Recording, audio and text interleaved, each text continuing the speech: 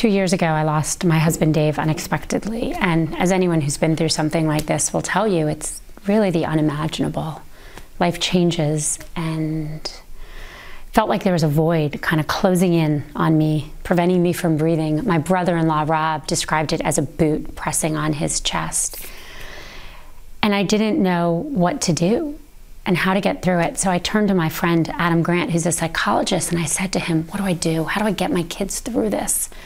I was so worried that my children would never be happy again, that their happiness would have been destroyed in that instant we lost their father. And what Adam said to me is that the sadness never goes away entirely, and of course it doesn't. I miss him every day. But that there were steps I could take to help my kids and myself recover. Option B is our attempt to share what we learned from people who've studied this for a really long time, but also just amazing people that have faced all forms of adversity and really come out on the other side. And what I learned is that we're not born with a fixed amount of resilience. It's really a muscle, and we can build it. We build it in ourselves, we build it in our children, we build it in each other. I thought a lot about this. When I wrote Lean In, I talked about people who are single parents and different challenges women faced, but I wrote a whole chapter called Make Your Partner a Real Partner.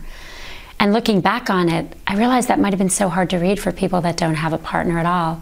And I did a post on this last Mother's Day where I said, I didn't get this. You know, being a single mother is harder than parenting with Dave, particularly with grieving children, and I don't face the financial challenges so many single mothers face, and it's unacceptable that we don't give the women and the men and the children in our country who need our help the help they deserve. I feel so lucky to have had the support of Mark Zuckerberg, not just in my career, but through this loss. Mark was at my house the first morning I got home. Mark helped plan the funeral.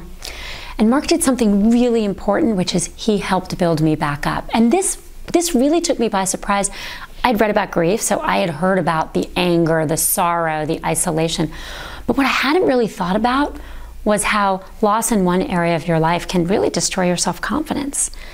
Dave lived, my husband, an amazing life of giving to so many people. He really was so generous.